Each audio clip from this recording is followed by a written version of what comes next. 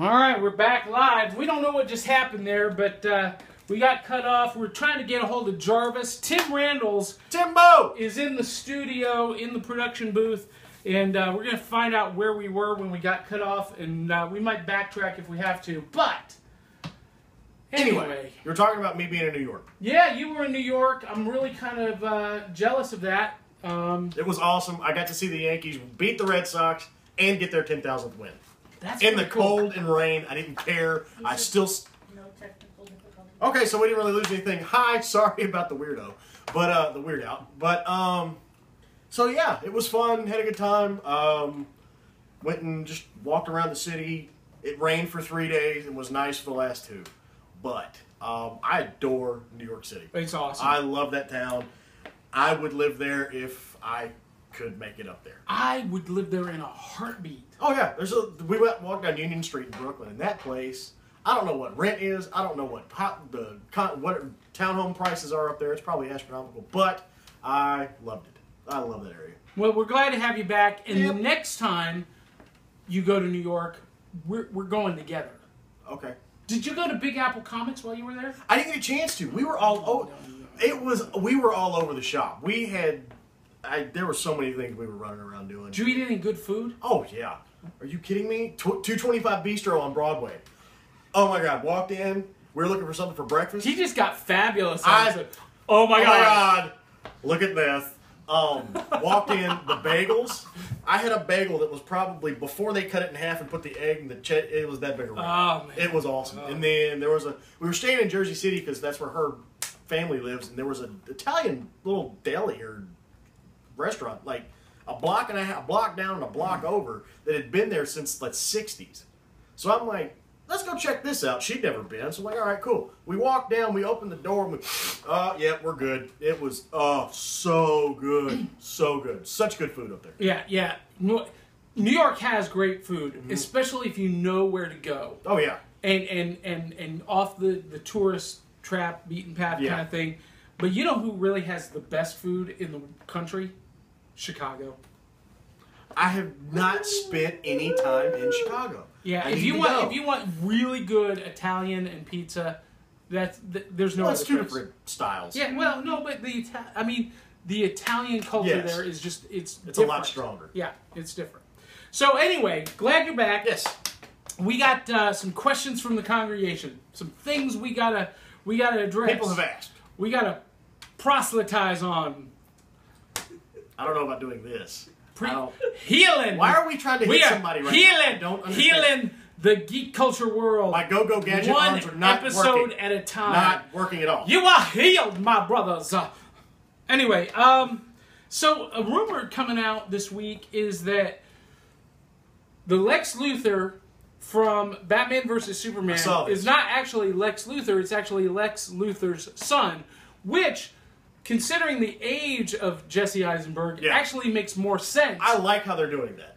Do you really? I do, just because you get stuck with all of the characters and everything else and all the canon and all the backstories and everything. You kind of get stuck in a box, a very large box to play in, but you kind of get stuck. So if you want to try something different, did we just lose a light? I think we may have. Whatever. But I like how they can take certain aspects of everything and then kind of show it off in a new way. No, you probably forgot to turn it on to begin with. Again. That's never happened again. Okay. But I just like how they can sit there and take certain characters and put a new twist on it, because it's still going to be Lex Luthor. He's still going to be the bad guy. But a new different twist on it is, I find it refreshing and entertaining, even though... Yeah, I don't know how I feel about it. I'll have to wait and see. I read some of the other rumors about how they're going to reveal the Flash for this universe and Aquaman, and I don't know. There's still rumors. I don't know. I'm gonna reserve judgment. But if all we see of Aquaman is him locked up in a tank, I'm gonna be pissed. I will walk out of the theater at that point. I don't care how good the movie is going. If I see that, I'm leaving. DC, you've been warned. I mean, you're going to take somebody who has the star power and the star capability to reinvent a character like Jason Momoa, and you're going to stick him in a tank?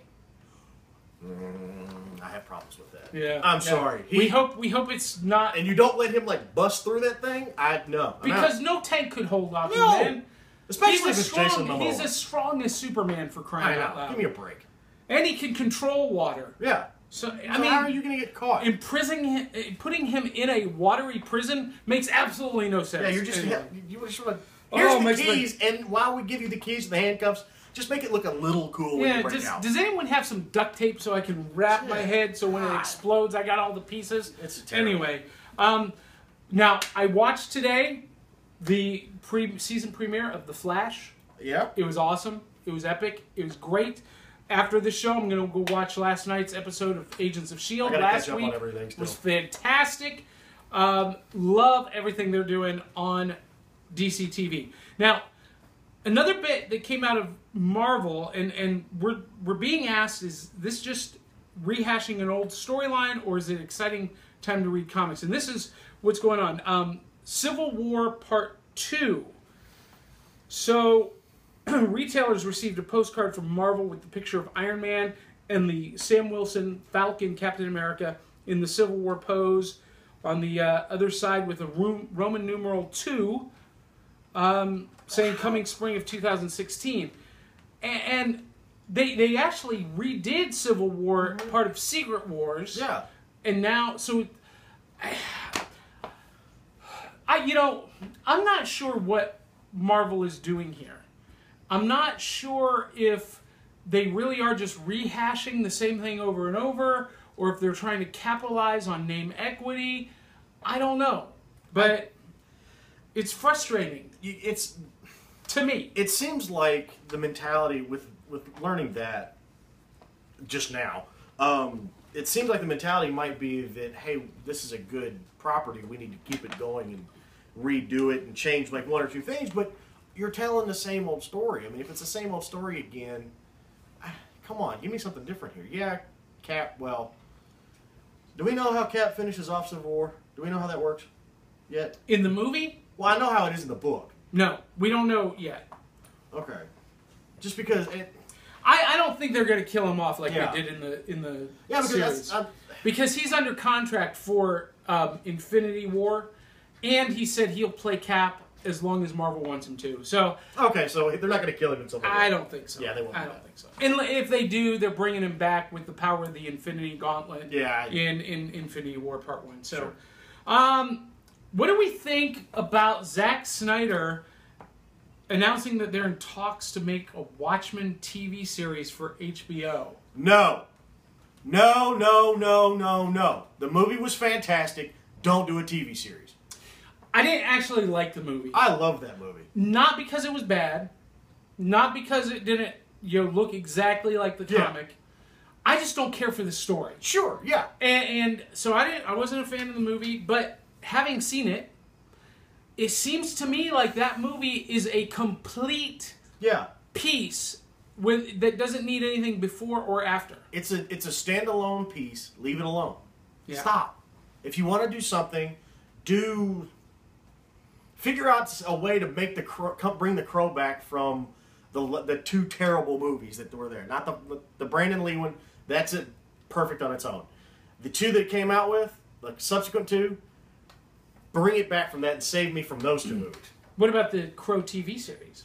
Did you see that? I never saw it. It was on MTV, wasn't it? I think so. Save me. Reboot that. Don't reboot Watchmen because the Watchmen movie was perfect. Stop it. All right. Anyway. So leave it on the big screen is our judgment. Let's see. All right, here's a question. This is a personal question for us. Oh, gosh. If you could have any type of superpower, what superpower would you want and why? This is a tough one. These are always tough ones, isn't it? These are tough. Because on one hand, I would want to be Deadpool. Because he has the regenerative factor and everything. He has all the powers of Wolverine times 10. Everything else. I would want that on one hand.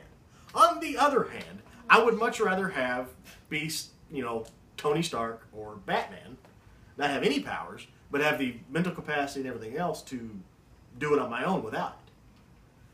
Just depends on how much I've had to drink that night, apparently. So, I mean, Oh, gosh, that's tough. I just want, how about this? I want Deadpool's powers with Tony Stark's funding. How about that? Is that okay? Can I have that? I think I would want to fly. Oh. Because you know why? I hate traffic. Oh, I'm not arguing. Trust me, I'd hate traffic too. I want to soar through the air and hey, are we still good on the camera? Tim? Yeah, he said we were good. Yeah? Okay. Are you in communication with our command center? Yeah, I mean, I'm here. She's in communication with By the way, if you're watching right now, you can tweet us live at Live Comics on the Twitter. Go tweet yourself. Anyway, I think I'd want to fly. Yeah. Or the creeper in me would want invisibility. I knew you were going there. You said creeper, and I went, he wants to be invisible. Yeah. No, I don't know. Just so that I could be in the room and go, You were like, dude, you're like Kevin Bacon in that. What was the movie where he turned himself invisible? The Invisible Man. The Invisible Man? Was it Kevin Bacon? Okay, I don't remember. Yeah. Was it? Hollow Man. Yeah, that's what it was. But it was a remake of The Invisible Man. Yes, it was a remake, but it was Hollow Man. Yeah. Anyway, He was psychopathic. he was nutty in that movie. So I'd be afraid it'd be cold. Yeah, you wouldn't be cold because you wouldn't be. That would suck. You didn't think about that, did you? Well, no. I think I'd want to fly. Yeah, I'll give you that. Or be immune to weather. That would work. I like that one. Yeah. No, I want to fly. I want to get there in a hurry. Or teleportation. Either fly or teleport. Okay. That's what I want. I was either want to be like really cool or just give me money. That was either one. Yeah. Okay. All right. Who is your favorite superhero or villain out there? Tim wants super strength and to fly. Tim does super strength and to fly. All right. Yeah. I can see that. Yeah. You could be Rick Rude. Yeah. Oh gosh. What was the question again? Favorite superhero or villain? It could be from any universe: Star Wars, Marvel, DC, Doctor Who, Firefly, whatever. Oh, but who's your favorite and why? My favorite, it's gonna have to come from Star Wars, just because that. Yeah. It's a toss-up between Wedge Antilles. Wedge Antilles. Okay. I'd want that. Yeah. Or everybody wants to be Luke, so that's kind of a cop-out.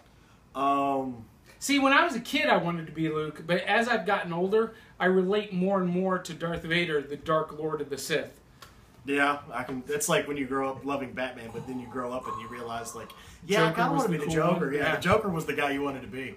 I don't know. I'm gonna have to go with either Wedge or just because he did he was almost as good a pilot and everything as Luke, and he was just a normal guy. He's the only other pilot to survive all 3 films. I mean, come on. And my favorite villain, I'm gonna have to go with Grand Admiral Thrawn on that one. Oh, that's a good one. Just because he had the panache to carry the Empire, and he knew. I did say panache. You can tell I read all the book, can't you? And he had that flair that, he's a human with blue skin and glowing red eyes, but he could command everything. Well, and he wasn't really evil. No, he just had his own ambition. Mm-hmm. And I like that. That's the only book out of the EU that really that series really wounds me that they made it non-canon. Yeah. If I could just pick any story, it would be that one to keep as canon. Yeah. Ugh. They could still do it. They could. They could do it, but it'd be one of those. It'd be tough. There's 30 years between, and they're incorporating a bunch of the EU into Rebels. Yeah. And Clone Wars. Yeah. So the door's kind of still cracked. We'll see how it goes.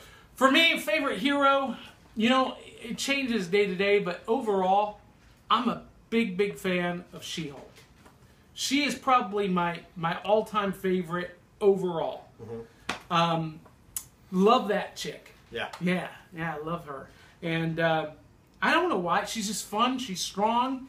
She can kick my ass. I don't know. I like her. She's smart. She's beautiful.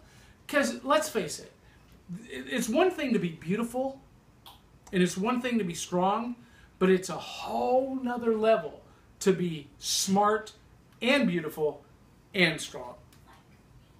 Like Amy Sue Long. Amy piped up and just had to claim that one real quick. So she's my favorite hero. Favorite villain? Kraven the Hunter. Ooh. Yeah. Love Kraven. I don't know. Well, my favorite hero in the genre or favorite villain in the genre was Throne, but I have another favorite villain, if that would work. Okay. There's no one I love to hate more. I see it and I love hating this individual. The Cobra Kai instructor from the original. Oh, gosh. Marty Craig. He could be the nicest guy in the world, but if I saw him, I'd walk up and be like, I love hating you. Oh, I love hating you. But just, oh. And this would be funny because Daniel actually is a black belt. Yeah, I am. What? Yeah. Ask him to do a move. No. Go ahead. No, shut up. You saw that. No.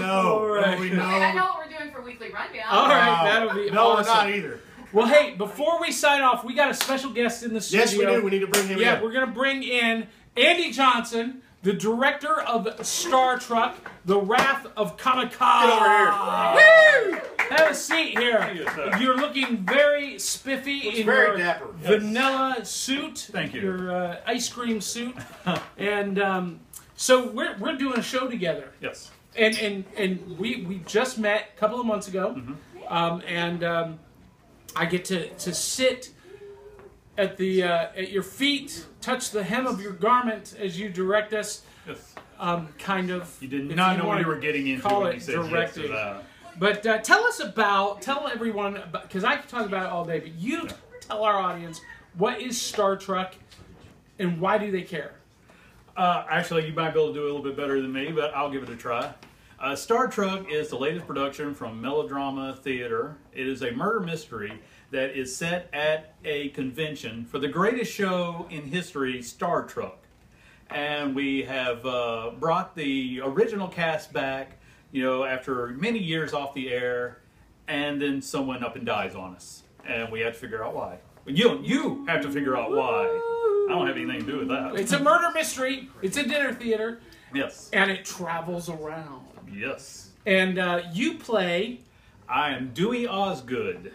the organizer of Imaginacon Yes. and the Startruck tribute. Yes. And you welcome the cast of the starship Inner Thighs. And of course, it's First Officer, our favorite Voltron of all time, Mr. Spark, Leon Portnoy. Klaatu Barada Nikto. Yeah. So I keep forgetting, everybody's got two names in this show. Yeah, So he's Mr. Spark and Leon Portnoy, Yeah. the same person. But we've got Carrie Fishwitch, we've got Nirvana Nightingale, we've got Nurse Church, Gene Roddenreel. Gene Roddenreel, and James Tyrannosaurus Cork. Mr. Wilson Chadwick. Yeah. So it's goofy, it's silly, but it's a lot of fun, and you get to eat. Yes. And you get to talk to the cast, too. Yeah, that scares a one lot thing. of people to death, but not me, baby. Yeah. I'm ready. No, that is always so much fun. I've done a few shows for Mel in the past. The audience interaction is the best part because you got the two types of people. The ones who are going to ask very few questions, and then you got the ones who've been taking notes the whole show, and they've read your biography, not yours, the character you're playing. They come up with some of the weirdest questions. It's always a blast, and you don't know what's going to happen. Well, I'm looking for the actual locations and dates. We start the 23rd. Yes. Oh, do you have it with you? Yes, I came prepared for once. And we are doing a very special promotion for with our friends at GMX. There's all right. So here we go. Friday, October 23rd, we're going to be at Sunrise Cafe in Ashland City. and then the 24th at the Looking Glass in Clarksville. Mm-hmm. And then the Thursday, the 29th, we are at Crescent City Po' Boys over in Gallatin. And I'm excited about that one. Yeah. Do we get to eat too? yes, we get fed. That's like the biggest reason to do one of Mel shows. You're going to get fed. Yeah. And then on Halloween, we are going to do 2 shows. 2. At Dave & Buster's in Opry Mills. Ooh. And then we're going to finish it all off with our Sunday afternoon show at the Big Bang Bar and Kitchen in Murfreesboro. That's very cool. So you can go online and get tickets at melodramatheater.org. It's Melodrama Theater. Yes, spelled E-R, not R-E. All right. So the normal spelling of theater for me. I'm not a... Because we're from Tennessee. Yep. But we're doing a very special promotion for GMX. And you watching right now, you get to take advantage of the discount code for GMX. Which is GMX. The letters GMX, which stands for Geek Media Expo. So when you go to get your tickets at melodramatheater.org, you enter the promo code GMX, and you get what, $5 off? Yeah. $5 off. Yeah, so that's a pretty cool promotion. And if you're going to be at GMX, we've got all kinds of goodies and giveaways in the giveaway bags, in the registration bags. We've got the card with the promo code. Yes. We've got some T-shirts and wristbands. Yes. It's going to be awesome. Yeah.